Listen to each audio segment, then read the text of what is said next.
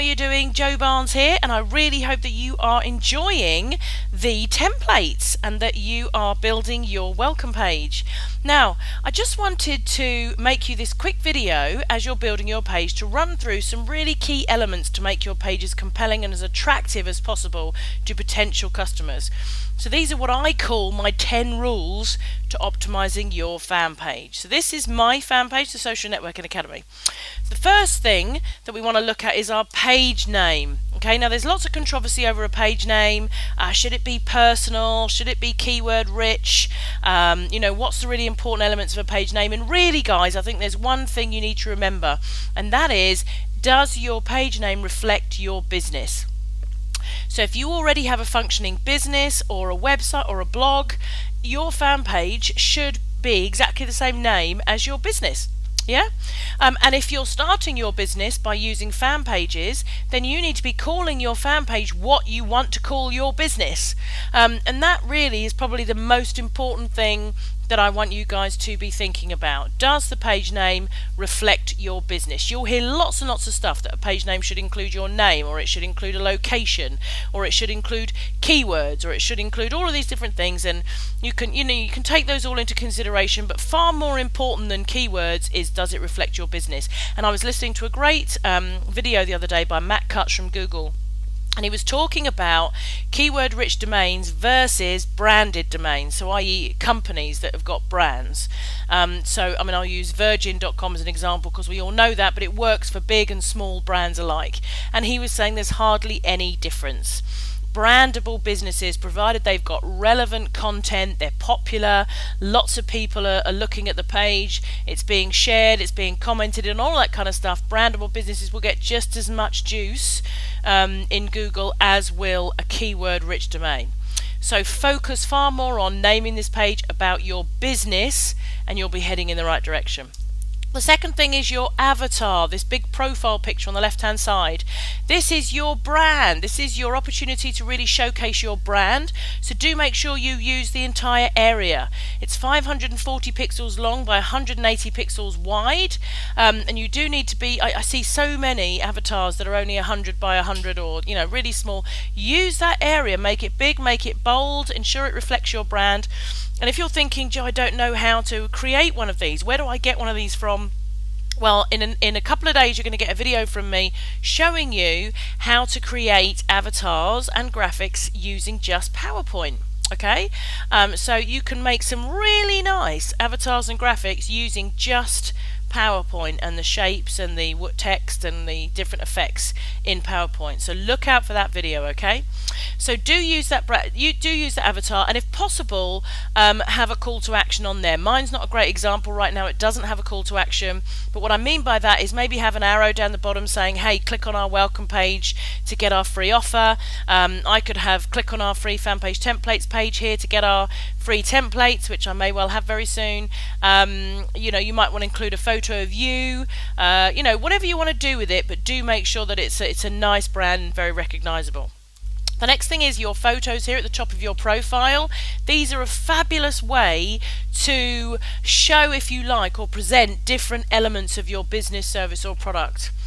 So for instance, if you upload a photo, then you can actually, as you upload the photo, put in a link underneath that photo. So for instance, when somebody clicks on my click here for your free templates, then that will take them through to a photo that underneath says, has the link, http wherever they need to go for their free templates.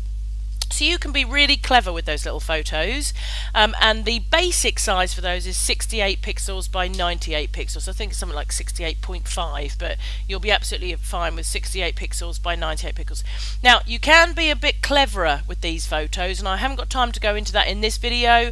I do go into it on the site in one of our Facebook marketing courses, but yes, you can be a bit cleverer and do all sorts of things with these photos, but just remember that that's a great place for you to showcase your business and your products and your services.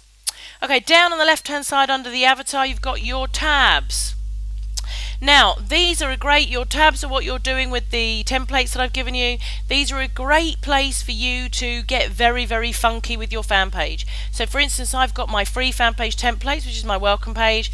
I've got my top fans, which shows people who are commenting on my page and kind of marks them for how many comments they've made, and I can run competitions and things. I've got my video tabs down there. I'm just about to add a welcome, this is me tab, which is just a video of me saying this is who I am, this is my journey, nice to meet you. You can have competition tabs. You could showcase your products. You could have a tab that just actually shows people all your products. You could even have an add to cart or a PayPal button down there. I don't advise aggressively selling on Facebook, but there's no harm in just having a products tab. You could have a resources tab with all your favorite links or your favorite resources. Depending on what niche you're in, you could have an interviews tab with interviews of all your favorite people within your industry. I mean, you can go mad with those tabs. Especially using our templates, you can go absolutely mad and have as many tabs as you want down there. So do use that and and create lots of creative tabs. And if you want some inspiration, just go through Facebook, look at other fan pages, and you'll be able to get inspiration for some really good creative ideas for the kind of tabs that you can create on your page. Okay, next is content. That's the kind of main wall here, and producing content. This is probably one of the most important parts of your fan page. Something crazy like 2% of people come back to your fan page after they've originally liked it. So you have got to be creating some really good and relevant content in order to create engagement, okay? This is tough. So you have to be updating your page on a regular basis. I read somewhere very recently actually that one of the ways to get repeat customers is to create habit forming activities on Facebook. So you may, for instance, have something every Tuesday afternoon, some kind of fan page discussion, wall discussion every Tuesday afternoon. Or you may have free Fridays where you just give away stuff on a Friday. Or you may have a day where you let other people post links on your wall.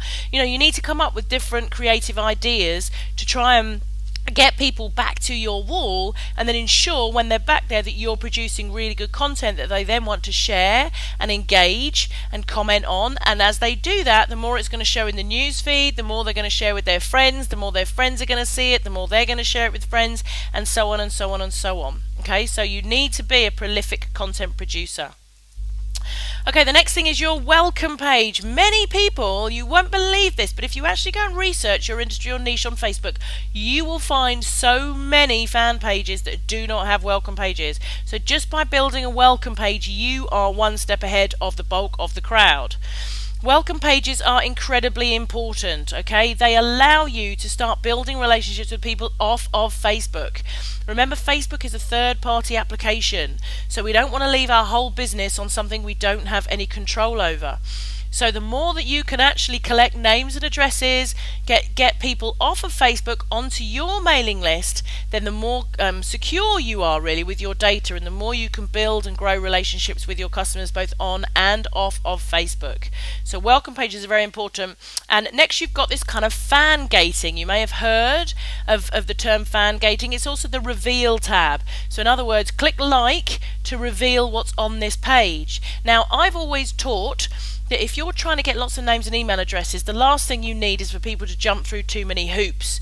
And a reveal tab is another hoop in my eyes. They've got to like the page and then they've got to sign up for your offer.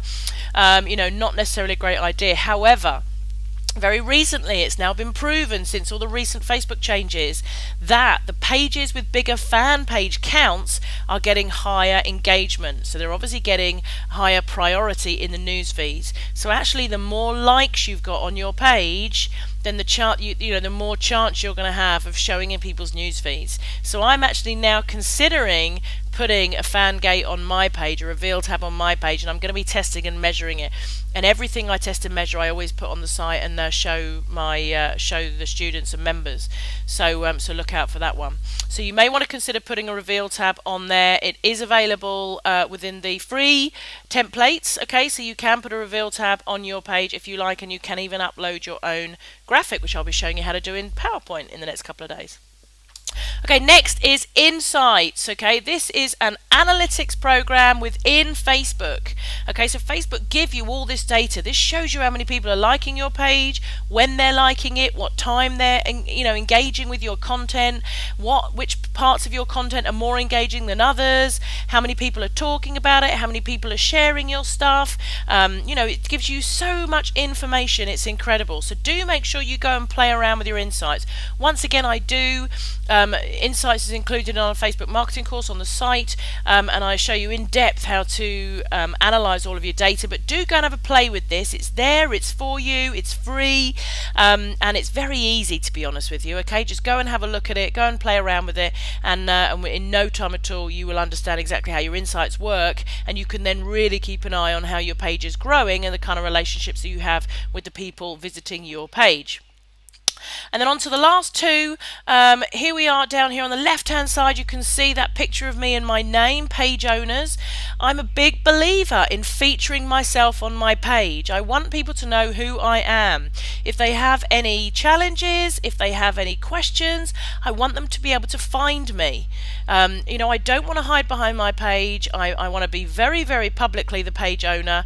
I also want people to click on that and come over to my page and read my posts on my personal profile as well, because there's the posts over there are a little bit more personal, and I think it's important, especially in social networking, to really build and grow relationships with your customers and potential customers. And the more people get to know you and you know them, then the more opportunities there are for everyone. Okay, so don't hide behind your page. Be proud to be the page owner, and if for any reason whatsoever you really don't want to be the face of your company, I would urge you to find somebody who will be, whether it's a friend, a family member, or even an employee. I would really urge you to make somebody else the admin, feature them as the page owner, so anybody coming to your page can see there is a human face behind the page. Really, really helps with engagement and building relationships. And then allowing customer posts.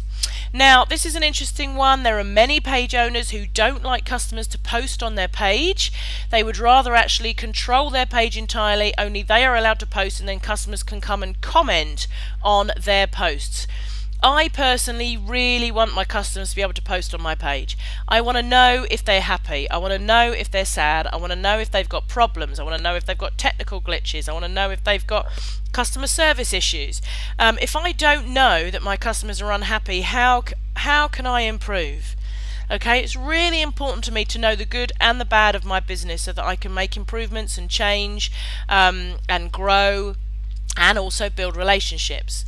So my advice is allow your customers to post. I allow them to post videos. I allow them to post photos. I'm very, very active on my page. I watch it all the time, and if anybody posts any spam, which is very rare, then I remove it immediately. So don't be afraid of spam.